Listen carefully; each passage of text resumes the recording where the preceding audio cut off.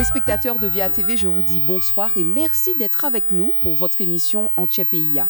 Ce soir, je vous emmène dans la belle commune de la Trinité. Attention, direction le quartier Bassignac. Ici, il y a un monsieur qu'on appelle Patrick Dely. Vous l'avez peut-être déjà entendu ce nom, n'est-ce pas? Dans d'autres situations, il a été réalisateur à BFM, il a fait des choses également sur TF1.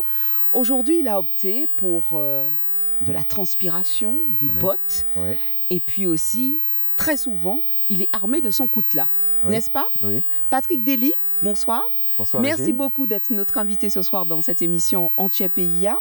On veut tout savoir sur toi. Qu'est-ce qui s'est passé dans ta vie? Pourquoi aujourd'hui on se retrouve tout simplement au milieu d'un champ de cacao? Ce qui s'est passé, c'est assez simple et en même temps assez complexe. Tout simplement, après cette carrière dans l'audiovisuel, j'ai recherché du sens, j'ai recherché de la réalité, j'ai recherché de la naturalité, j'ai recherché quelque chose de plus... Profond? Oui, en quelque sorte. Ça faisait 10 ans que je voulais revenir à la Martinique, après avoir vécu de l'autre côté de l'Atlantique. Et j'aspirais vraiment à ce retour, à quelque chose de plus simple. Alors, mais pourquoi le cacao?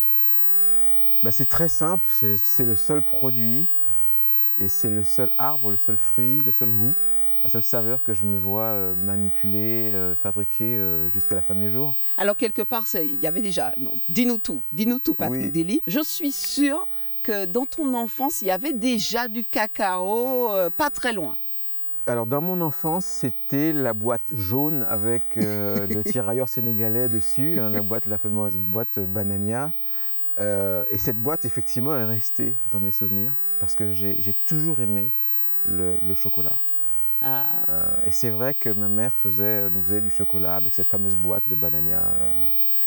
Et quelque part, je cherchais ce goût que je ne trouvais pas. Et donc, durant mes dernières années en métropole, je fabriquais ma boisson au chocolat à partir de chocolat en poudre. Alors, je prenais toujours du 100% cacao, etc. Mais je n'étais pas satisfait. Non, parce que le truc du pays, là, c'est pas ce que tu retrouves là-bas. Voilà, donc maintenant, aujourd'hui, quand je fabrique ce nectar de cacao que tu as goûté, là, je retrouve vraiment les saveurs quelque du chose. pays. Et même en plus, je retrouve des saveurs que je ne connaissais pas, encore plus authentiques. Donc vraiment, je suis vraiment Antche-PIA, comme on dit. Hein. Aïe. Voilà. Alors, Patrick Dely, tout le monde ne se dit pas producteur de cacaoyer du jour au lendemain. Tu as quand même reçu quelques bases ou bien tu t'es fait toi-même? Alors, c'est un peu des deux. Pour revenir au début en 2016, quand je prends l'avion pour revenir, j'ouvre le magazine de la compagnie qui me transporte et je vois un article sur l'association Valcaco et que je salue. Mais je me dis, voilà, je suis bien sur la bonne voie. Mon rêve, la parole que j'ai entendue au plus profond de mon âme, c'est bien vrai, c'est bien ça. Et donc, je continue, je les appelle, ils viennent voir, etc. Et je continue mon petit bonhomme de chemin. La pépinière, on avait planté environ 3000 plants de cacao avec ma mère. Et le 27 août 2017, on plante ici, là-bas, le premier plant de cacao. Alors ta maman, quoi, en fait. Oui, c'est elle qui a... Mais cette dame qui se met à planter pour toi, avec toi, donc ça devient une belle entreprise familiale, n'est-ce pas? Au départ, mais oui. Elle a encore la force, ta maman? Bon, 87 ans, plus vraiment. Je pense que les choses ont un petit peu changé, la chimie a un petit peu tourné. Mais elle veille quand même. Mais bon, elle est toujours vivante et je continue maintenant seul l'aventure. Mais bon, sans elle, effectivement, j'aurais pas pu commencer parce qu'effectivement, il a fallu une mise de fonds quand même au départ. Hein. Et pour revenir à ta question, effectivement, j'ai suivi des stages au Parme pour le cacao, des stages à Valcaco pour les nouveaux planteurs, et je me suis énormément documenté sur Internet, qui était une source d'informations prodigieuses, et ça a confirmé à la fois ce que je voulais faire et ma vision. Est-ce que du coup, le cacao t'a transmis plein de choses que tu méconnaissais du coup? Alors la première transmission, la première vertu que j'ai retrouvée, c'est la patience. Ah, voilà. Parce que quand j'ai commencé à planter les premiers plants, 3 semaines après, je regarde le plant, je me dis mais qu'est-ce qu'il fait? Il ne pousse pas? Et là, au fur et à mesure parce qu'il faut savoir que je sors du milieu de la télévision, où c'est toujours instantané, où ça va vite, où il y a le résultat, il faut être réactif, tu appuies sur le bouton, ça arrive. Et je sors de ce monde-là, très technologique, très technique, et très On n'a pas porté beaucoup sur de patience. Voilà, non, aucune patience. Mais vraiment la patience... Aucune patience, et tu as aussi cette notion de résultat instantané et obligatoire. Alors que là, tu arrives dans un autre système où tu décides de rien. Ouais. C'est la nature et qui décide. La nature est plus forte que toi, de toutes les façons. Tu te coupes une herbe, 3 semaines après, elle est aussi haute. Tu plantes une graine, elle pousse, ou elle ne pousse pas. Ou elle pousse à une vitesse prodigieuse, tu ne sais pas pourquoi. Et là, je me retrouve dans un autre monde. Et je dois me recalibrer. Revoir tes paramètres. Oui, revoir tout, me réinitialiser complètement. Ouais. On sait qu'il y a beaucoup de variétés, hein, n'est-ce pas, de cacao. Ouais. Aujourd'hui, le cacao qui est autour de nous, c'est quel cacao? Alors, j'ai fait une expérience en même temps. Je suis allé prendre des cacaos au sud, au nord, à l'est, à l'ouest. Trinitario, Forestaro, Amelonado et même Calabacillo. Et j'ai pris 4, 5, 6 variétés de la Martinique et j'ai tout regroupé ici. C'est-à-dire que tu pourras avoir un violet par là, si, j'en ai vu un justement qui est juste voilà, là, il est violet là-bas. Derrière, tu as du jaune, tu as des ronds, tu as des longs. En fait, j'ai regroupé la Martinique entière ici dans cette plantation. Et sur ces 12 hectares, il y a vraiment des variétés extraordinaires. Et quand tu les ouvres et quand tu goûtes ce cacao frais, la fève, d'une cabosse à une autre, ce sont des saveurs qui sont complètement différentes. Oui, tout à fait. Alors ça va du plus complexe au plus subtil, du plus sucré au plus acidulé. Et je t'assure que c'est un voyage extraordinaire. De ce nectar, on va dire, est née une sorte de petite boisson d'ailleurs que je vais déguster parce qu'en bâtissot les là, au cassoué en chai, et café moi du bien. Oui.